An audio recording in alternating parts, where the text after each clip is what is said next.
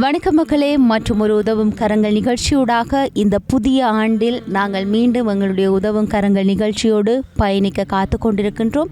இந்த புதிய ஆண்டில் இந்த முதலாம் மாதத்தில் நாங்கள் உதவும் கரங்கள் நிகழ்ச்சியூடாக இணைந்து கொள்ளக்கூடிய இடமாக அராலி வட்டுக்கோட்டை பகுதியில் நாங்கள் இன்றைய நாளிலும் உதவும் கரங்கள் நிகழ்ச்சியை உங்களுக்காக கொடுக்க ரெடியாக இருக்கும்.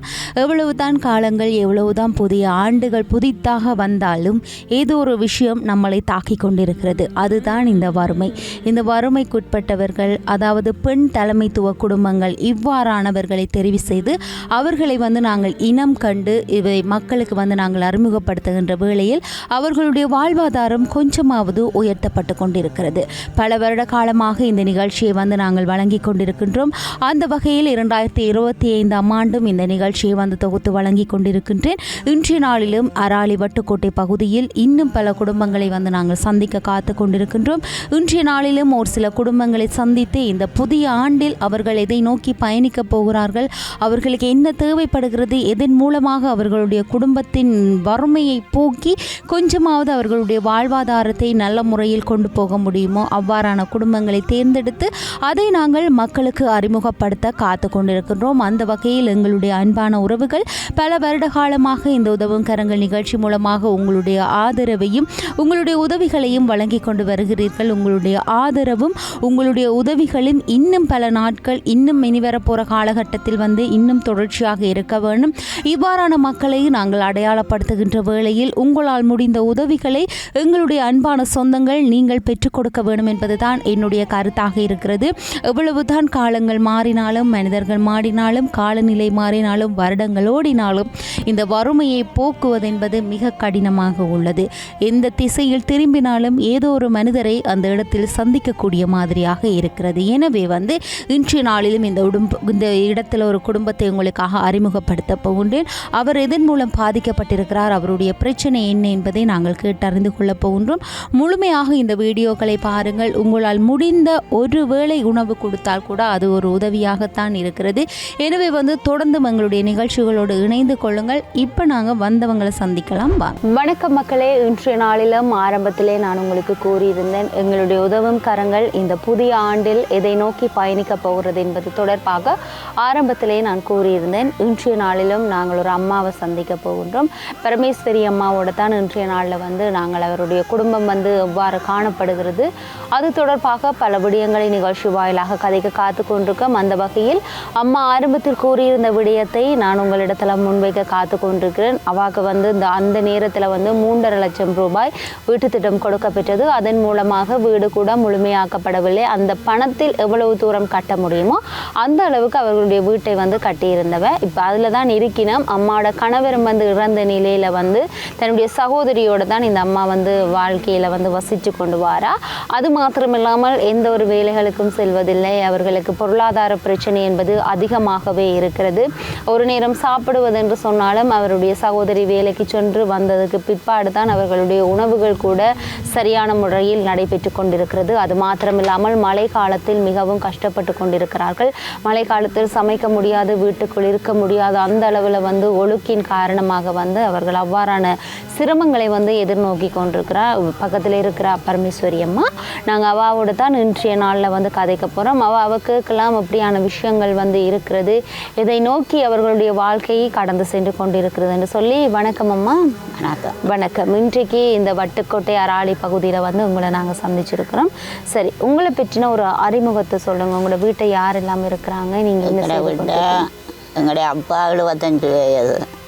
அப்பாவும் ஒரு தம்பி யாரும் இருக்கிறார். அவர் அதிகம் வேலைக்கு போகிறேன். அவர் கொஞ்சம் வருத்தக்காரால் மாறுது. 2 நாளைக்கு 3 நாளைக்கு இருக்கா தான் போவார். அப்போ தங்கச்சியாரான் ஒரு ஆள் வேலைக்கு போவா. 4 மணி 5 மணிக்கு வீட்டை வருவா. ஒரு கடையில் கடனை சாமானை வாங்கி தான் வெந்து கொண்டு வேலை காசு தந்த பிறகு சமைக்கிறோம் நாங்கள். அப்படித்தான் எங்களோட பொழுது போய் கொண்டு நிற்குது.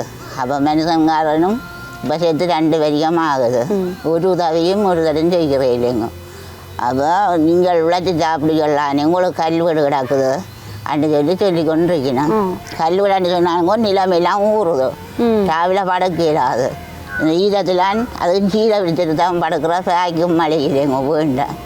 சீலையை தான் மிதிச்சு போட்டு படுக்கிறாது. ஒரு ஆட்டோட 1000 ரூபாயோட என்னென்ன சீவிக்கலாம். அப்போ அந்த இப்படியே பொழுது போய் கொண்டு வருகிறது. நாங்கள் போய் விதானியாரை கேட்டோன்னே விதானியார் சொல்கிறாரு, நம்ம அவர்கிட்ட பதிவு எடுக்காமட்டு நீங்கள் அவர்கிட்ட பதிவு எடுத்தால் தானே உங்களுக்கு காட்டு போடலாம் அப்படின்னு சொல்லி அவர் நிறைய.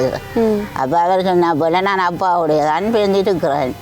உழைப்பு நான் வேலைக்கு போனால் வீட்டில் இந்த சாரத்தை சமைக்கிறதுக்கு ஆக்கள் இல்லை, இந்த கிழவனை பார்க்க வேணும். அப்போ அதுக்காக நான் வேலைகளுக்கும் போகிறதில்லை. இப்படியோ எங்களை பொழுது போய் கொண்டு நிற்கிது. சரியான கருத்தத்திலான் போகுது. அப்பாவுக்கு 75 வயசு. 75 அப்பாவோட ஒரு ஆள் நீங்கள், மற்றதார் உங்களோட சகோதரமும் ஒரு தம்பியாரும் இருக்கிறேன். அவ என்ன மாதிரி திருமணம் செஞ்சுட்டினா? அவாவும் இப்போ 50 வயதாகுது. அவாக்கும் கல்யாணம் இல்லை, சீதன பிரச்சனையால் கல்யாணம் செய்யலை. அவள் அப்படியே உழைச்சி கொண்டே இருக்கிறா தோட்ட வேலைக்கு. அந்த நேரத்தில் இந்த சீதன காசு இல்லாத காரணத்தால் கல்யாணமும் இல்லை. இரண்டாங்க காசு இல்லை, இப்போ லட்சக்கணக்காக இருக்கணும். அப்போ உழைப்பு இல்லாததுல அவர் வீட்டே இருக்கிறார். எங்களையும் பார்க்க வேணும், எனக்கும் மனுஷன் இல்லை. அப்பா முளைக்க போக மாட்டார். அப்போ அதுக்காக அவங்களோடய இருக்கிறார். அப்போ தம்பி என்ன செய்கிற? தம்பி பாலும் இருந்துட்டு ஒரு நாளைக்கு போவேன் வேலைக்கு. அவரும் அது அதிகமான வேலை கண்டு போகிறதில்லை, வருத்தக்காரன்னு சொல்லி விடுறதில்லை. நாங்கள் இப்போ வீட்டான் இருக்கிறோம். அவருக்கு என்ன வருத்தம்? அவருக்கு நெடுக அந்த சளி கண்டும் வருத்தம், வயிற்று வலி கண்டும் நெடுக சொல்லி கொண்டிருப்பேன். வருத்தம் அண்டு அதிகம் போகிறதில்லை வேலைக்கு. அப்போ ஆக ஒரு சகோதரியின் இதன் மூலமாகத்தான் உங்களோட ஒவ்வொரு நாளும் மருகா வாழ்ந்ததில்லான்னு போகுது. சரி, ஒரு நாள் கூலியே 1000 ரூபா. மழை வெயிலன்னு பார்க்காம ஒவ்வொரு நாளும் வேலைக்கு போவா? அப்படியே டெய்லியாக ஒரு நாளும் போவாங்க வேலைக்கு. அதே 1000 ரூபா தான் கொடுப்பேன் சம்பளம். அப்போ வந்து கடையிலையும் கடனாக வாங்குறது. இந்த யூஆர் காசு வெளியாக சாரை வெட்டு 8000 ரூபா வேணும். அந்த காசில் நம்மளுக்கு தான் கொடுக்குறது. சரி, உங்களோட சகோதரி ஒரு குடும்பம், நீங்கள் ஒரு குடும்பம்? அப்படி இல்லைங்க, நான் இல்லை 4 பேரும் தான் இருக்கிறோம். ஒரே குடும்பமாக இருக்கிறீங்க. அந்த கியூஆர் வந்து நீங்கள் ஒரு குடும்பத்தில் இருக்கிறீங்க தானே, அதே உங்களுக்கு தனிப்பட்ட முறையில் சாரத்துக்குங்க கார்டு இல்லையா எனக்கு. இந்த மனுஷன் கார்டு இல்லாததில் நீங்கள் அப்பாவோடான இருக்கிறீர்கள், அப்பாவின்ற பதவியிலே உங்களுக்கு தரட்டுக்கும் அப்படின்னு சொல்லினேன். இப்போ நிவாரணம் எல்லாம் கன பேர் கொடுத்தவன். அப்போ நாங்கள் கல்விடாம் ஊழக்கோட்டில் வீட்டுக்காரருக்கு தானே நிவாரணம் சொல்லி இப்போ 3-4 தரம் கொடுத்துடணும். அப்போ எங்களுக்கு அதுவும் தெரியல. கல்விடன்னு சொன்னாலும் எல்லாம் சிறகு ஊற்றுணுது. மழை வரைக்குள்ள கூட்டி தள்ளிக்கிட்டு தான் குழுக்குக்கு சத்து வச்சு சமைக்க வேணும். அப்படி தான் சமைச்சு கொண்டு வரோம். சரி, இப்போ இந்த கொஞ்ச நாள் அடமழை பெய்ததா என்ன மாதிரி போனது? அதுக்கு இப்படி தான் கடன்கள் வேண்டி சாப்பிட்ட நாங்கள் நிலத்தில் இது வச்சு தான் சமைக்கிறது. அது சமைக்க இடம் இல்லை. மேலே புகக்கூடு எல்லாம் உடைஞ்சு கொட்டுணுமே கிடக்குது கீழே. அப்போ சமைக்கல அது. அப்போ உங்களுக்கு இந்த கியூஆர் காசை தவிர, அரசாங்கத்தின் அந்த காசை தவிர வேறு ஒரு உதவியும் தாரையில். சரி, இப்போ அப்பா வீட்டில் இயலாமல் இருக்கிறார், உங்களுக்கு கணவன் இல்லை. கணவன் இறந்த நிலையில் வந்து நிறைய சலுகைகள் வந்து பெண்களுக்கு கொடுக்குறது, அது உங்களுக்கு விதானை மூலம் எல்லாம் கிடைக்கிறே இல்லை? சரி இல்லை. சரி, அது சார்ந்து நீங்கள் போய் கதைச்சிருக்கிறீங்க? அதுக்கு நான் போய் விதானியாருக்கு அவர் சொல்கிறார், அவர்கிட்ட பதவி இல்லாமல் இருந்ததால் எனக்கு ஒன்றும் இல்லையா. ஏன் நீங்கள் அவர்கிட்ட பதவி இல்லாமல் போனது? அவர் முதல் கல்யாணம் செய்தவர். முதல் கல்யாணம் செய்து அவர் விட்டுட்டு வந்து என்ன கல்யாணம் செய்தது. என்ன கல்யாணம் செய்து வந்தால் போல் அவருக்கு புரிம்பான காட்டு மீளின்ற காட்டோடு இருந்தது. அப்போ மீளின்ற பதவியோடையே அவர் இருந்துட்டார். எனக்கு புரிம்பா காட்டு பதிஞ்சு தெரியல. அப்போ அவர் கடை மருந்தம் வந்தால் போல் அது பல்ல கொண்ட விட அவர் அப்படியே மூலம் போட்டார். அப்போ காட்டு பதிக்கல, அப்படியே விட்டுட்டான். சரி, 2 வருஷம் உங்களோட கணவன் இறந்து என்ன காரணத்தால் இருந்தவர்? அவர் மருந்தடிக்க போகிறது, மருந்தடிக்க தோட்டத்துக்கு. அப்போ அந்த மருந்து தான் சுவரி ஆளுக்கு வருத்தம் வந்து தெரியாது. கரணால் வருத்தம் வந்து இருந்தாரா இல்லைன்னு சொன்னால் ஒரு 2-3 மாதம் அது போல் இருந்தவர். இது தான் இறந்தவர். இது ஒரு 2 லட்சம் ரூபா காசு பேங்கில் போட்டு வைக்கவர். அவர் எனக்கு பின்னொரு தாண்டு. அப்போ போட்டு வைக்க மீன்காரன் வந்து சித்தோடு பார்த்தவர் அவர்கிட்ட முதல். அப்போ அவர் என்னென்னு சொன்னால், நான் தானே எல்லாம் சித்தோட பார்த்தேன் நான் சொல்லி அந்த பேங்கில் என்ற காசையை முழுக்க கொண்டு போட்டேன். ஒரு உதவியுமே இல்லை எனக்கு. உங்களுக்கு தான் இந்த காசு? எனக்கு தான் பின்னொரு தான் போட்டு விட்டவர். அந்த காசை தான் சித்தோடு செய்த வராமன்னு சொல்லி முழுக்க கொண்டு போட்டார். அந்த காசும் இல்லை. பேங்கு குப்பி தான் மட்டுங்கிறாங்க, காசே இல்லை பேங்கில் ஒப்பியில். இப்போ உங்களோட புத்தகத்தில் தான் போட்டிருப்பேன். எந்த புத்தகத்தில் எனக்கு போட்டது நான் தானே அவருக்கு இப்போ இந்த சைன் வச்சு கொடுத்தாது. அடுக்க சொல்லி நீங்களே கொடுத்துட்டீங்க. அவருக்கு ஒரு தான் உதவி செய்தவராம் செலவழித்தவராம் இந்த காசை தர வேணும்னு சொல்லி கேட்டால் போல் உங்களோட அப்பாண்ட காசு தானே கொண்டு போங்க சொல்லி நான் கொடுத்து விட்டுட்டேன். இப்போ எனக்கு ஒரு உதவியுமே இல்லை, நான் தனியால் தான் தங்கச்சியாரோடான்னு இருக்கிறேன். இப்போ உங்களுக்கு தனி வீடுன்றதும் இல்லை. அப்போ நீங்கள் திருமணமான காலத்துலேருந்து அப்பாவோட தான் இருக்கிறீங்களே, அதால உங்களுக்கு வேறு ஒரு குடும்பமா இல்லாதால எல்லா பதிவுமே வந்து உங்களோட அப்பாவுடைய காட்டிலேயே வந்து பதிவுகள் எல்லாமே இருந்தது. சரி, அதை தாண்டி உங்களுக்கு இந்த நிவாரண பொதிகள் ஏதாச்சும் அம்மா? நிவாரண பொதிகள் ஒன்றும் தாரையில்லைங்க. ஒன்றும் தாரையில்லை. சரி, அப்போ கணவன் இல்லை, நீங்கள் விதவி என்ற காரணத்தால்? அந்த விதவி என்று சொல்வது தானே காட்டு இல்லாமல் தரையில்லாத. சரி, இப்போ உங்களுக்கு உதவி என்று சொன்னால் என்ன தேவைப்படுது? உதவி என்று சொன்னால் எனக்கு இந்த வீட்டை எழுந்திருத்து தந்த ஒரு ஆடு வேண்டி தருவீங்களா? சரி, உங்களோட வீட்டு வசதி என்ன மாதிரி? பெரிய வளவு அப்படி இருக்கிறதோ? 1.5 பிறப்பு வளவு. அப்போ அதில் வந்து நீங்கள் இந்த ஆடு மாடு வளர்க்கக்கூடிய இது இருக்கு, உங்களுக்கு வசதிகள் இருக்குது. சரி, ஆடு மாடு போகிறவா தானே காணி வேலைக்கு, அப்போ அவள் புல் வளர்களை கொண்டு வருவா, நாங்கள் ஆடை வளர்ப்போம். இதுக்கு முதல் நீங்கள் அந்த தொழில் ஏதாச்சும் செஞ்சுருக்கீங்க? நாங்கள் செய்து அது மாட்டுக்கு வருத்தம் வந்தால் போல் செத்துட்டது. ஒரு மாடு வச்சு வளர்த்தேன், அவற்ற மாடு தான். அப்போ அது செத்து போச்சு. இப்போ அதோட வேண்ட காசு இல்லை, என்ன விட்டுட்டேன். சரி, அப்போ மொத்தத்தில் உங்களுக்கு வீட்டில் வந்து இந்த வீடு என்ன மாதிரி அம்மா இப்போ இருக்குது? இப்போ திருத்து வேலைன்னு சொன்னால் என்ன மாதிரி இருக்குது? திருத்து வீடுன்னா இந்த மண்ணறை கொஞ்சம் நிலம் முழுக்க வேணும், மற்ற புகை கூடிட்டு வேலை செய்ய வேணும். புகை கூட்டால தண்ணி கறிக்காக ஊற்றுனது. அப்போ புகை கூடும் வேலை வேணும். ஜன்னல்கள் ஒன்றும் இல்லை, கதவுக்கு 3 கதவு இல்லை, அப்படியான இதெல்லாம் கிடக்கு. அப்போ அந்த 3.5 லட்சத்தில் முழுமையாக என்னத்தை கட்டலாமோ அதைத்தான் நீங்கள் அந்த 3.5 லட்சத்துலையும் கட்டிடுங்க. உங்கள்கிட்ட இருந்த இந்த ஒரு காசும் போட்டு நீங்கள் அதில் எக்ஸ்ட்ரா வேலை ஒன்றும் செய்ய. நாங்களும் கொஞ்சம் காசு போட்டு தானுங்க கரண்ட்டுகள் எடுத்து நாங்கள் வீட்டுக்கு கரண்ட் 10,000 ரூபா நாங்கள் இதில் உழைச்சி தான் கரண்ட் எடுத்தாது எங்கடா காதில். இப்போ வீட்டில் பாத்ரூம் வசதி எல்லாமே இருக்குதா? பாத்ரூம் கிடக்கு. அது எல்லாமே நீங்கள் கட்டினதா இல்லைன்னு சொன்னால் வேறு நிறுவனம் ஒன்று தந்து தான் இந்த பாத்ரூம் கட்டினாங்க. அப்போ கலவரிசமாக இருக்குது, அதனால் ஒரு பிரச்சனை இல்லை. தண்ணி வசதி என்ன மாதிரி? தண்ணி வசதி ஒரு வீட்டை தண்ணி அடிக்கிறவ அங்கே அதுக்கும் ஒரு மாதம் 150 ரூபா காசு கட்டி தான் எடுக்க வேணும். குடி தண்ணியா இல்லாடி குளிக்கிறதுக்கு கிணறு கொண்டு கிடக்குதுங்கிற வளர்க்கு அவங்களோட வளவுக்கு கிணறு இருக்கு, அது குடிக்கலாம், அது குடிக்கலாம், சமர் தண்ணியா சொல்லி சரி, இவ்வளவுதான் இருக்கு. சரி, அப்போ உங்களுக்கு மொத்தத்தில் ஒரு உதவி வேணும் அப்படின்னு சொன்னால் உண்டில் அந்த வீடு திருத்தி தரணும். இல்லைன்னு சொன்னால் ஏதாச்சும் கால்நடை வளர்க்கக்கூடிய மாதிரியான உதவிகள்னு சொன்னால் நீங்கள் செய்வீங்க வீட்டை இருந்த மாதிரி. உங்களால் சரியான முறையில் அதை கொண்டு செல்ல முடியுமா? ஒருவேளை அந்த உதவி உங்களுக்கு கிடைக்குமா இருந்தால் நீங்கள் அதை சரியான முறையில் செய்வீங்களே. சரி, இதுக்கு முதல் செய்த அனுபவம் உங்களுக்கு இருக்கிறது. சரி, உங்களுக்கு ஏன் முகம் இப்படி இருக்கு வீக்கம்? எனக்கு இந்த எண்ணெய்கள் வைக்கிறதும் குறைவு தானே, எண்ணெய் தண்ணிகள் இல்லை, அதுதான் அப்படி கிடக்குது. எண்ணெய்கள் வேண்ட காசுகளும் இல்லை, நீறது கிடக்கிறது, நாளைக்கு வைக்கிறது இல்லை, நாளைக்கு இருக்கிறது, இப்படிக்கே போகுது பொழுது.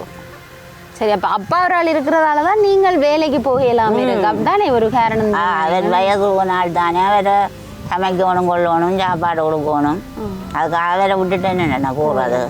75 வயது, தூர இடத்துக்கு நடந்து போக மாட்டேன், மட்டும் வீட்டுலாம் வளவுக்கு நடந்து தெரிவேன். மற்றபடி உங்களுக்கு எந்த ஒரு பிரச்சனையுமே இல்லை. ஆக நீங்கள் வீட்டில் வந்து இருந்தவாறே ஒரு வளர்க்கக்கூடிய ஆடு மாடு கோழி என்ன மாதிரி? கோழிகள் ஒன்றும் இல்லை. இதுக்கு மேலே கோழி வளர்த்துருக்கு? கோழி வளர்த்து நாங்கள் 2 கோழி, அது எங்களை பக்கம் கோழி வளர்க்க விடாது வேணுங்க, கல்லர் கொண்டு விடுங்க. அப்போ ஆடு மாடு வளர்த்தா? ஆடு மாடு வளர்த்தா அது கட்டி வச்சுக்கிறதானே நிற்கும், பிரச்சனை இல்லை. சரி அம்மா, இன்றைக்கு வந்து நீங்கள் இவ்வளோ விஷயத்தை வந்து சொல்லியிருக்கிறீங்க. அதுவும் கணவனும் இல்லை உங்களுக்கு, உங்களுடைய ஒரு சகோதரின் உழைப்பின் மூலமாகத்தான் ஒவ்வொரு நாளும் வந்து கடந்து செல்கிறது. கட்டாயம் இந்த நிகழ்ச்சியை பார்ப்பவர்கள் உங்களுக்கு உதவி செய்ய வேணும். எனவே இந்த நிகழ்ச்சியை பார்த்து கொண்டிருக்கக்கூடிய மக்கள்கிட்ட நீங்களே கேளுங்க, எனக்கு இந்த உதவியை செய்யுங்கன்னு சொல்லி. தொலைபேசி இலக்கம் 077 077 077 077 70 16. இதுதான் நீங்கள் நம்பர். எனக்கு இந்த உதவியை செய்து பாருங்கோ. என்ன மக்களே, இன்றைய நாளிலும் பரமேஸ்வரி அம்மா வட்டுக்கோட்டை அராளி பகுதியில் ஒரு குடும்பத்தை தெரிவு செய்து அவருக்கான தேவைகள் என்ன என்பதை உங்களுக்காக நான் கூறியிருந்தேன். எனவே வந்து எங்களுடைய அன்பான உறவுகள் இந்த நிகழ்ச்சியை வந்து பார்த்து கொண்டிருப்பீர்கள். பார்த்து கொண்டிருக்கக்கூடிய உறவுகள் நீங்கள் இந்த அம்மாவுக்கு சரியான உதவிகளை சரியான நேரத்தில் நீங்கள் வழங்க வேணும். இந்த நிகழ்ச்சி மூலமாக தன்னுடைய தொலைபேசி இலக்கத்தை பதிவிட்டு இருக்கின்றார். இந்த இலக்கத்தின் மூலமாக நீங்கள் தொடர்பு கொண்டும் அம்மாவுக்கு உதவி செய்யலாம். அது மட்டுமில்லாமல் எங்களுடைய தனிப்பட்ட இலக்கத்தையும் நாங்கள் இதில் பதிவு செய்கின்றோம். நீங்கள் உதவும் கரங்கள் நிகழ்ச்சியோடு கைகோர்த்து இந்த அம்மாவுக்கு உதவி செய்ய விரும்பினால் எங்களோடு தொடர்பு கொண்டு எங்களோடு இணைந்து நீங்கள் இந்த நிகழ்ச்சியில் இவர்களுக்கு உதவிகளை கொடுக்கலாம். தனிப்பட்ட முறையில் நீங்கள் உதவிகளை வழங்க நினைப்பீர்களாக இருந்தால் அம்மாவுடைய தனிப்பட்ட தொலைபேசி இலக்கத்தை பதிவு செய்துள்ளேன்.